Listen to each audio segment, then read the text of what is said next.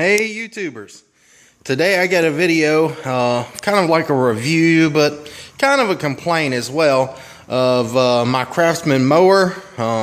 This one here is the YT 4000.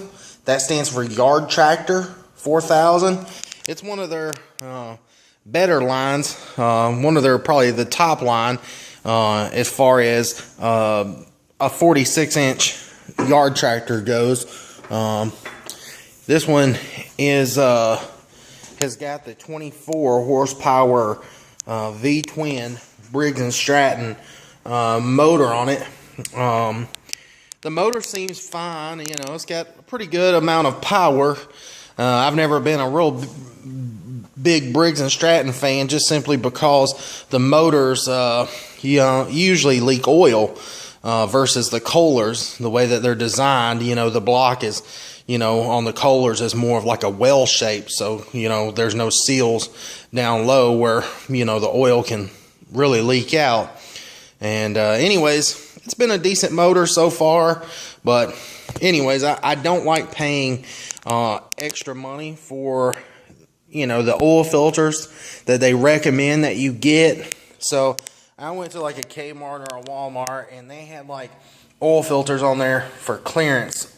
That was just, you know, random oil filters. And I thought, well, you know, 50 cents, 75 cents a piece. I'll just take them home and I'll see if they'll screw on whatever I've got. And sure enough, they did. And I thought, well, if anything, by switching and putting a larger oil filter on it, it'll probably get more cleaning power because the filter element's larger.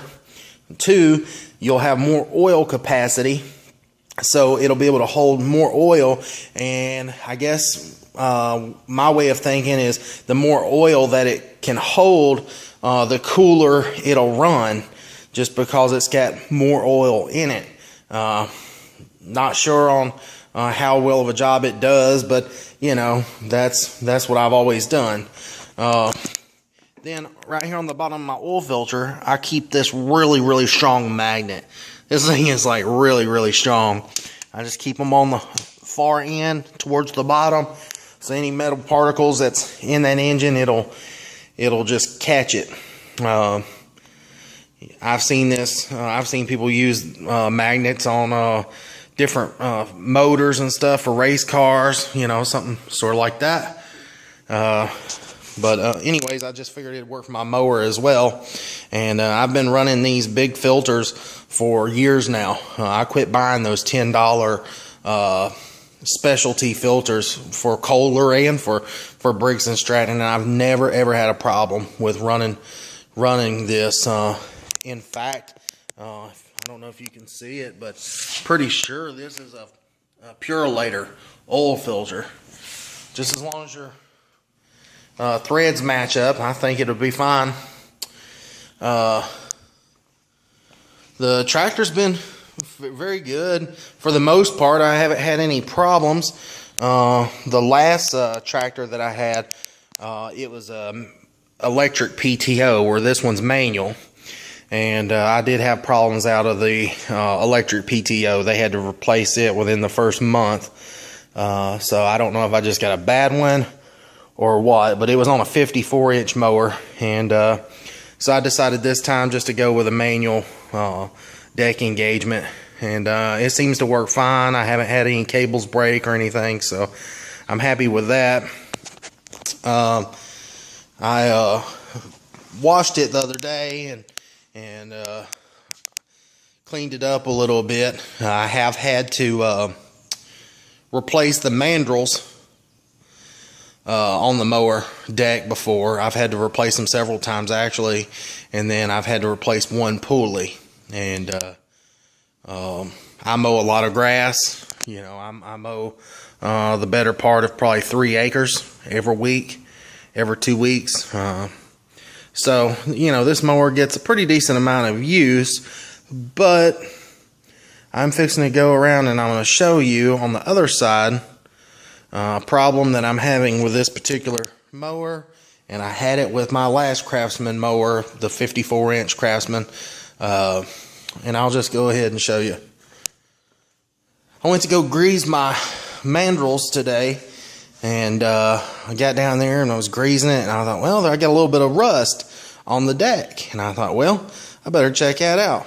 So I got down there and started checking it out, and upon further inspection,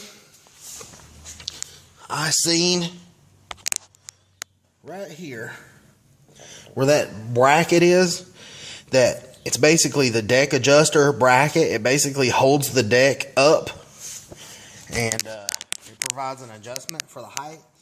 Right there where that bracket is welded on, that thing is completely broken. Completely broken. In fact, it don't even look like the welds touch the deck that much. To be honest with you, if it just don't look like they did a good job welding it, and it's already broken. And it's the same way on the other side.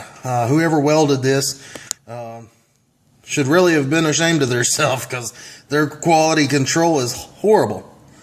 But anyways, as you can see, this is what I was telling you about as well. I've replaced the mandrels, and I just got through greasing them, and I've greased the front axles up there, and I checked the oil and everything. But I seen this, and I thought, great, now I've got to pull the welder out today and do a repair. Definitely not what I was expecting to do today.